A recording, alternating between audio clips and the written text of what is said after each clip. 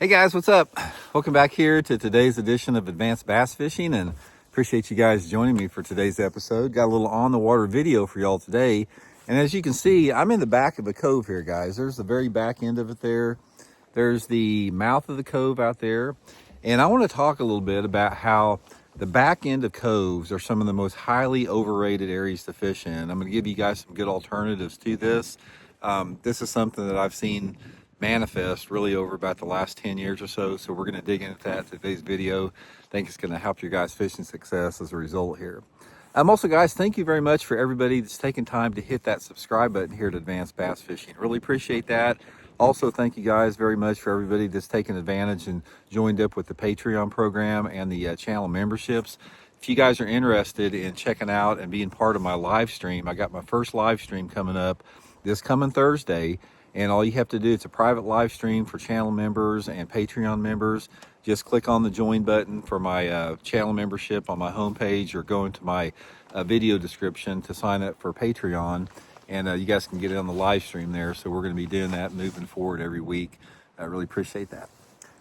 Okay, guys, I'm in the back of a cove here. And I tell you what, this type of a situation here, you got a cove, you know, the back end here like this.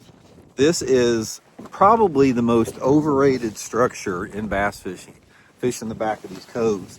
And one of the things that you'll notice in bass fishing is that, get out of the sun here. One of the things you'll notice in bass fishing is that a lot of people run to the back of these coves. That's just the game they have. It's like, I don't care. It's almost like it doesn't matter what time of year.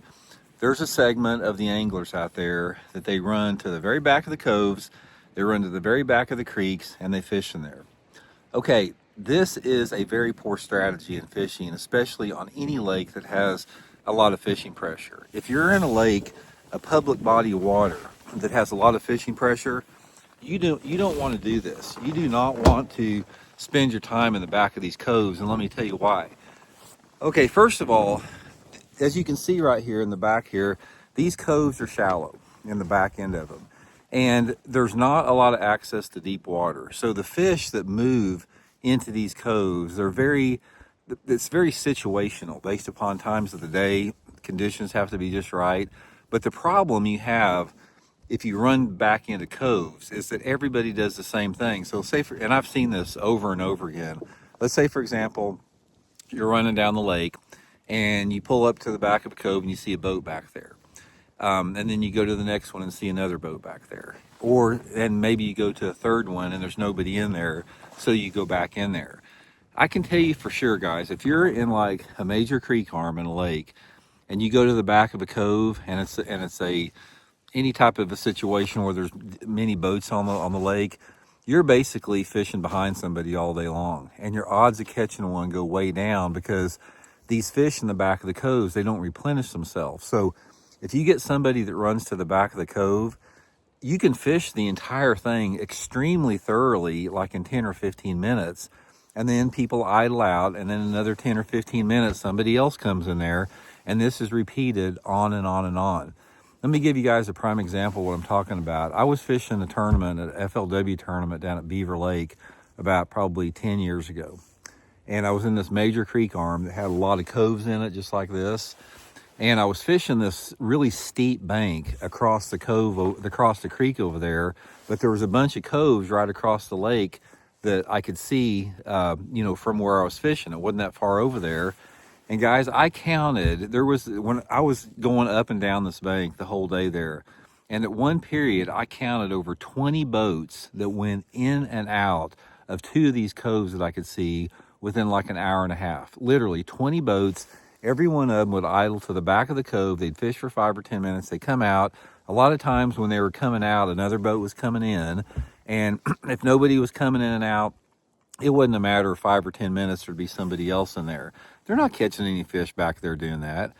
And that is why. It's like people, for whatever reason, they think they're great. It's, easy to fish or whatever. But the tips I'm going to give you guys is pull out.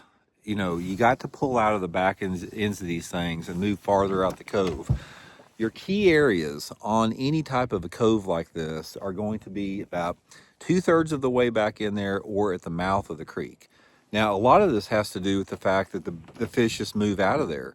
And they have the boat pressure, you got the trolling motor noise, you got the big motor noise idling in. They do not want to stay in the shallow water. You can see the bottom there. That's typical in the back of these coves. They do not want to be back in here. And even if you're back in here, like it's spring and the fish are spawning and the fish are back up in here, they are extremely spooky.